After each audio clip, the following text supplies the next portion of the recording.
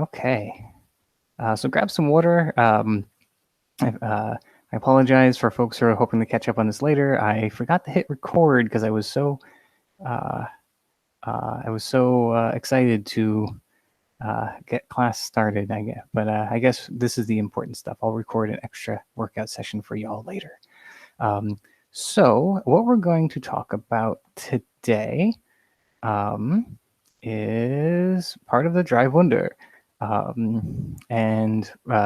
the Drive Wunder, as we know, are Hauen, the strikes, Stosh, the Stoss or Stich, which is the stabs or thrusts, and Schnitt, cut or slice. But today, we're going to focus on the Hauen. And also, it is essentially because the cuts and the thrusts are the easiest things to practice in solo isolation. So kind of continuing our theme that we were working off of last week, I want to keep working with our cuts or strikes, our Hauen, and kind of find little ways that we can work on refining them and keep them improving, especially since we are kind of in the throes of winter and mostly stuck inside. I try to escape outside of the park sometimes, but it's really cold. So yes, let's dive into some. Whoop. All right, so real quick, let's review what we talked about last week. Last week, we talked about gripping the sword so your knuckles can guide the edge, making sure you have a well-grounded stance. It's always important to make sure that you are not striking when your foot's in the air or when you're kind of leaning over, unless you're doing something very, very specific. Get the sword tip out first, then follow through with the cut. You don't want to lead with your hands. Or traditionally, you don't want to lead with your hands unless you're baiting someone. But in general, we don't want to lead with our hands. So make sure you get the tip out, and then the sword can follow through. The left hand comes straight down, and the right hand guides the angle. That's more, I guess, talking when we're discussing like an Oberhau. To a certain degree, same from Unterhau. Your left hand generally just comes straight up. Reach out, but be careful not to hyperextend. Right. We don't want to hurt ourselves. So this week we're going to we're going to learn some cutting patterns. We are going. These patterns are like a choreography designed to help you practice and perfect basic actions. We'll get more into that in a little minute. And how our approach is going to be: first, we're going to go learn the choreography. Then we're going to learn the context and apply that intent, and then refine the choreography. So basically what we're actually going to be doing today is we're going to go over the kind of the intro, the workup to the patterns themselves. The kind of introduction is what I'm calling the intro. Those basic actions, and then we're going to kind of go through these steps. I'm going to teach you the choreography, and then kind of the context and why we do these things, and then we're going to refine little details about it just based on that context. After we go over that intro, we're going to apply the same pattern to the first cutting pattern, this first kind of, I guess, approach to the first cutting pattern. So this is something kind of new that I'm trying out because I'm definitely trying to find interesting ways to talk about all this stuff, right? So let's talk about our cutting patterns. So the intro is kind of the warm-up, the preparing for the actual pattern or the choreography itself. So the intro is basically Achtung, attention. In that case, you're going to place the sword on your left shoulder, as we do at kind of the beginning of class. Fertig, which is to be either ready. I want you to then raise your sword so you're looking over the cross guard, and then enter the first position. And we'll go over this in just a second, what that looks like in just a second. Los, basically go or begin, and then the sword is from that first position. It's brought to the left side and then forward into the long point with a step forward of the right foot. So let's go over what that looks like real quick. So let me just switch modes back into teaching. Okay, so let me demonstrate it, and then we'll do a couple of them together. All right, so we're all hanging out, we're all just chatting, and then, okay, all right, everyone, we're going to do some cutting patterns. So everyone, if we were all together in a class, which hopefully in the next couple months, at the very least outdoors, socially distanced, we'll be able to do as hopefully we get through this winter. basically aktun, so putting the sword on your left shoulder. No. Fertig, which is the ready. So we pass here, right, into this first position, right, and then los. Sword comes to the side into the kind of neben position, and then forward. Right? And then to kind of backpedal it towards the end, it's a little easier because we skip one of the steps from here when we just want to go back to aktun, back to first position, right? So even if you're using a two-handed sword, this hand is always set kind of to the side, right?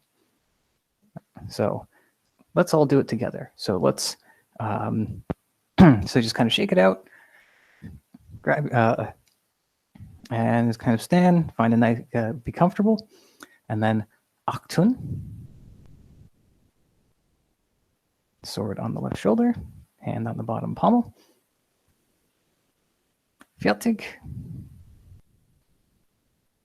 los. All right, and then go back and relax. All right, and from here you can also, this is actually the sword on the left or right shoulder is also a really good waiting position. The left shoulder generally means you are not going to engage in some type of bout. This can be kind of seen as a offensive gesture, but this, or I guess this with the hand on the bottom of the pommel, can be considered a little less offending. All right. So anyway, all right. So relax. We'll do a couple of these. Und aktun. Fertig. Los. And relax. And relax. Okay. Und aktun. Fertig. Los. And back. And relax. One more. All right. Aktun. Fertig. Los. And back. And relax. Okay. So now that we've kind of gone through these steps, let's talk about them real quick, just kind of what the context is. As I mentioned before, the shoulder on the left, the sword on your left shoulder generally is was actually in the manuals is talked about as that being the marching position, right? And the same, people would carry pikes or like larger weapons, and probably especially with like longer swords, hand would go on the bottom pommel and the flat of the sword resting on your shoulder, right? And so this is a kind of inoffensive, to a certain degree, an inoffensive resting attention position, right? Now, when we say fertig, which is at the ready, what we're doing, the reason we're bringing the sword here is that so when we go to the first position, we're in just that action of moving from here to here. We're saluting our opponent, right? Or if we're standing in a line facing a teacher, or whoever's leading that group, or that choreography group, you're saluting to them. And also, if there's people watching, you're saluting to the spectators as well, right? And what we're doing is for los, we're basically bringing the sword to kind of a scabbard position. A lot of our langes messer, even exercises begin in scabbards. So this is not an analog, but it is there to kind of give the to imply the scabbard, so to speak. Yeah. So los is then coming to the ready. Another part of this as well is that especially if you're sport fencing, or it's historical sport fencing, this is a large action that basically says, okay, I am now going from this kind of ready position to we are now going to fence now, right? That way, it is a polite signifier to your opponent that we're going to fence now. So let's do a couple more of these and talk about some minor refinements that we can do. Again, using this as a template. I know that's probably yeah, so that's really new information. And the next part of this is not meant to nitpick anyone, including myself, who's still getting used to all these choreographies. But it's like little ways. What I want to use this as an example of how you can use these choreographies to improve the basics, right? So relaxed and Aktun. One of the things is making sure the feet are relatively close together. You're not completely going for a ready fencing position just yet, but it's more of a polite attention. It is very important to note that the sword, the flat, is on the shoulder, but at the same time, the simulated edge is not up against my throat, right? For obvious reasons, right? So you should be able to carry a sharp longsword or messer in this way. And the pommel, again, the more formal version is fist, kind of gripping the pommel with the inverted left hand and holding it slightly out. Try to get like a nice 45-degree angle and like a loose grip, right? With the thumb on the outside. And then this is also acceptable. I never really got any schooling on this, but or on this particular like grip with the right hand, but the left hand on the bottom was the important point. Right? Again, flat on the shoulder and making sure that the edge isn't too close, giving yourself a little schnit there, yeah. Right? And boom. And the next part is for the Fjeltig is a lot of people rush this, right? You don't want to rush it too much. You want to make sure that you have enough time to grip the sword properly. And one of the little details for the salute is putting the thumb on the back of the blade, because it's going to, in the same way that you would if you're going to do like a Zverkow kind of thing, because it gives a little structure, right? It's not going to fall backwards, because the idea is to get it as straight up and down as possible. So when you do this, you actually can. I got a little sword win there, right?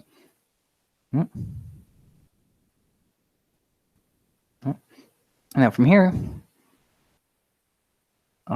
you want to make sure. Yeah, and I guess the other thing is, because this is a saluting action, you don't want to rush it too much because it's impolite. Right? So, Aktun, Fjeltig. And now, for this starting position, you want to make sure the arm is out. I still keep my thumb on the bottom here because I find it the easiest to support. And the hand is here. And the offhand is here. Even if it's a two-handed sword, only one hand should be on your sword at this point. Right? And this should, in general, be pointing at your foot. If for fencing foils, people tend to rest, and like fencing rapiers, they will rest the sword on their shoe as to not dirty the tip, so you don't dirty your opponent's jacket, because that's, again, rude. Yeah. And then from here, what we're going to do is move the sword into the neben and forward. All right. Now the little details here are going to be from here. What you want to do is turn the sword in. So it's going to be a little bit uncomfortable here. So it's kind of like getting. I'm sorry. No, you were just moving into the neben. I'm sorry. I'm working off an old thing I was working on. You want to move into the neben and then come around. Right. So the little details here are making sure the first thing you want to look at is your footwork. Right. You're beginning here. You're not stepping now. You're stepping while you're moving the sword from neben into the long point, right? So making sure that you don't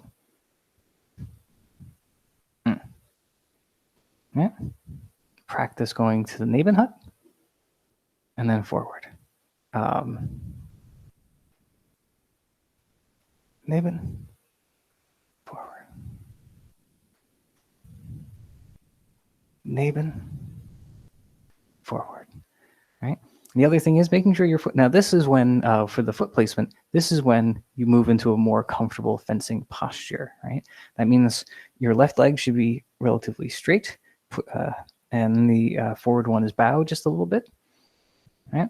But you also want to make sure that you're not taking too deep of a step, right? Your heel and toe should be generally aligned and in a strong, structurally sound position. So you don't want to go from that. Some people do fence from this depth. It's generally not what I encourage, but yeah, into the long point. Another tiny detail that you can, again, another tiny detail here, you want to make sure that by the time you're in this long point, this other hand is not playing catch up, right? So it's not, what we want is nice and smooth. All right, so this hand has grip on the sword by the time the foot is forward and the sword has come to rest. Right? Yeah.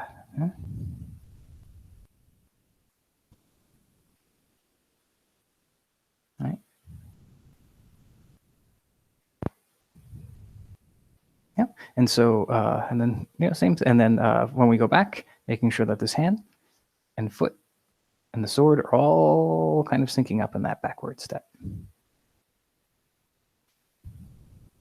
Yeah. And so I don't want to overwhelm, I don't mean to overwhelm you with details at this current moment. And I'm not nitpicking anyone in particular.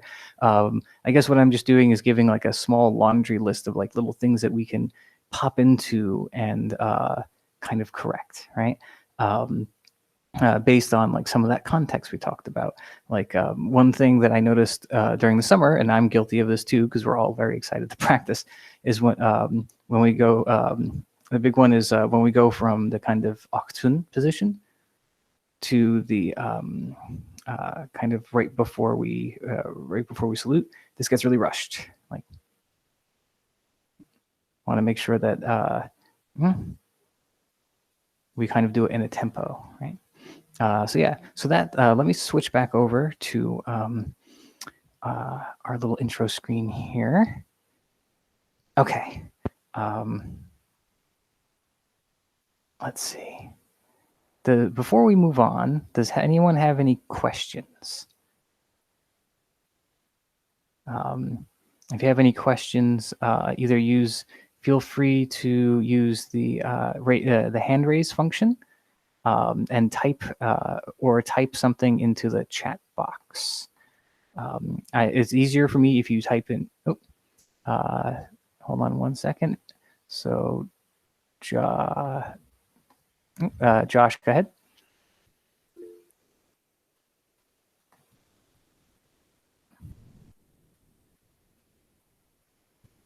One second. Josh, if you want to unmute yourself, feel free. If we're in this kind of window, it's okay. If you want to raise your hand to ask a question, feel free to unmute yourself. Usually when I'm back there, I can hear, it's easier for me to see a type message happen. Josh? I don't know if you can hear me. I was going to type it, but when you're coming from the like scabbard position, are you kind of rotating to kind of come out edge first? I see what you're saying. So you're asking like, so when you're here, are we looking to swing it around this way? The way I've been doing it is from here.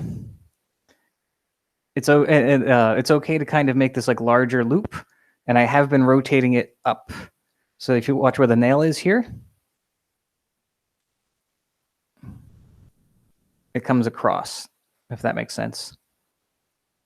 Let me see if I can. Make sure I'm about to hit my camera, but from here, boom. I don't, and this action doesn't necessarily have to be tactical. It's just engaging into a ready position. We're not draw cutting here. We're just kind of preparing.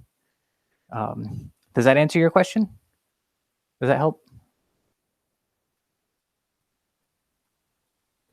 Yeah, that answers my question. Thank you. Excellent. How are you powering the transition from Naven to Long Point? I think it just need what I've just been doing for this in general has just been turning my basically using my elbow and a little bit of with this, because you're stepping as well. It's going to kind of fall naturally into place. It's not necessarily needing to be a cut or anything that has any specific power, because you're not quite in the thick of it yet. Are there any more questions before we move on? We have just about 14 minutes left. Okay, I think we can do this. So first cutting pattern. All right. So the first thing we do is we do what we just did, the intro actions, right? And this will be very similar this will be very familiar for people from that. So, but basically we do the intro actions and we end up in the long point. We're going to step forward with the left foot coming in the Vomtag. Step forward with the right foot and then be ready to cut. And this is the important part. You don't want to just step forward and then cut automatically. Make sure you step forward and make sure you're ready to cut. And then you make that right overhow. You switch your feet. You cut a left overhow. Step backward into the long point, and then backwards into the first position. Anyone who did any of the classes this summer will recognize this as both like some of the Messer exercises we did, and also I'm not sure. I believe we did these with the Longswords too. So with this stuff up on the screen, let me. Oh, actually, I can't from there. So but hold on. I'm going to switch back to the other screen, and we'll give it a demo. All right. So in general, what this is looking like is so Achtun, swords on the left hand shoulder, the left shoulder. Right, Fiatik, los, and then from here, all right, we step into the Vomtag with our left foot forward. I'm taking very, very small steps because I'm in a very, very confined space right now. But you should generally be heel to toe steps, right? Very strong steps. Step forward again with the right foot. And once you're sure that you are ready to strike, it means my grip is ready and I'm ready to cast out correctly, make that strike. Yep. And then we bring our feet together as we come back into the Lugenslan. Foot comes back. When you're ready to strike, you cut that left overhow. Step backwards back into the long point. And then backwards into the one more back, just kind of a shuffle back into the ready position, right? So, and then from here, you can relax or get ready for the next part. Let's do this together. So grab your swords, put your sword on your shoulder. If you don't have the space for all the footwork, that's okay. I barely do as well. So what I would recommend doing is like little half steps. So maybe put like your toe to about a half to 2/3 alignment here, right? So like basically what I've been doing is like little third steps, little half steps. I have tiny hobbit feet, so it's probably 1/3 steps for everyone else. All right, so into the resting, and Aktun, Fiatik, los, and we are going to Dugensland. Forward with the right foot, right overhow. Bring your left foot forward. Right foot back. Strike. Left overhow. Step back. And back. All right. Sword back on the shoulder.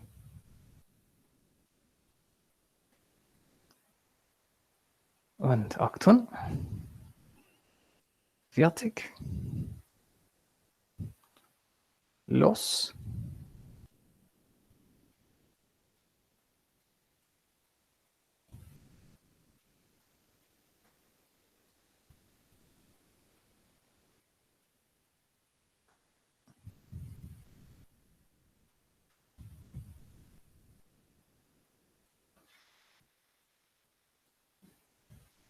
One more time.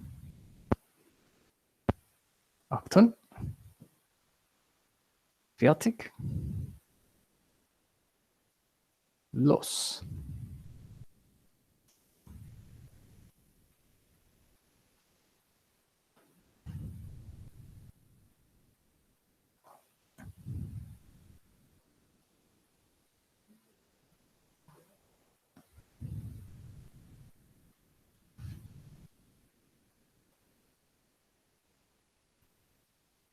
All right. So those are the basic actions, and let me break down the context, and then we can kind of discuss why, like little detaily things that we can look for. This is really hard to kind of perfect in virtual space time, but I promise I will do my best. Let me just tab over to make sure I'm not missing any questions or anything. So we did the intro that we do. We've already discussed what all this is for, right? A lot of courtesy, a lot of mentally getting ready for things. And we're in long point, so we're ready for the engagement. This means, basically, Vontag, we're going. We're getting ready for that cut, and making sure that giving ourselves time to get everything both mentally and physically ready. Right foot forward for normal cutting safety reasons, and also it's the proper cutting form. And then cutting, you're making a cut. It's cutting tatami, cutting a person, doesn't matter. Now from here, we want to we go back to the Lugensland or Vomtag. Right? Now, what you shouldn't just do, once you're used to this, right? There's a fine line between rushing and acting with intent, because the intent from here is not like a long kind of reset, right? What we want to do is from this Alber, it's kind of knee-high Alber, we want to go back to the Vomtag for the reason, from Alber to Vomtag, which is a parry, but that's a whole conversation for another session. You're parrying Vomtag, okay? And by that, I mean, if you cut that right Oberhau and you miss, and someone is coming in, bing, that's the parry, right? That's the parry. That is a Vomtag parry, Albert to Vomtag parry. Right? Now you can countercut. Right? We've now practiced our left Oberhau. We are ready. We finished the exchange. And we're back in friend mode, right? So the little detail-y things based on those contexts is the idea of making sure that the pacing is consistent, but at the same time, we are neither rushing or taking or hesitating too much, right? The way these are typically supposed to be done is they're supposed to be smooth. Yeah.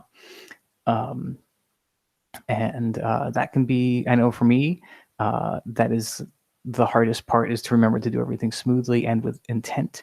And a big part of that is also not seizing up before something, right? So we come to, as I just rushed it, but I'm just trying to get through the actions here. That's the concept for you. As we are doing that Oberhau, we do want to make sure we're ready to do that Oberhau, but what we don't want to do is say, we're from the long point,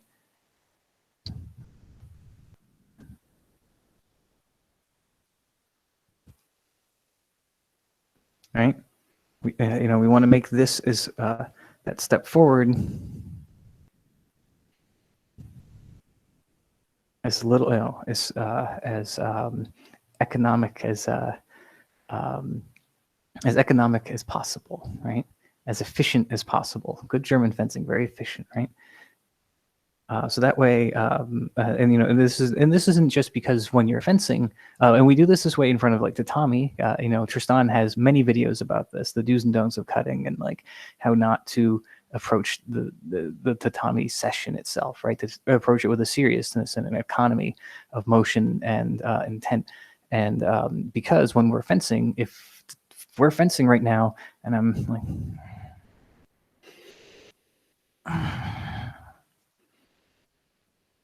You're probably not going to take me too seriously, or B, I'm going to get stabbed in the face real fast because you're like, why is he checking his screen? Okay, bam, and it's done, right? Yeah, so just bring that kind of intent, and I recommend starting very, very slow but methodically. People who are have learned an instrument, the way I was taught to learn an instrument was play it very slowly, but play it as close to the correct time as you're able to, right? And for a lot of these things, you have to set your own time, but I always recommend start slow and wide, like slow and make the actions big, and then we can refine them later. So what time are we at? Oh, good. We're just about at the correct time. Let me just switch back to the other little camera. Does anyone have any questions does anyone have any questions about any of these things we've gone over? I'll leave those on screen just in case anyone wants to screen cap that.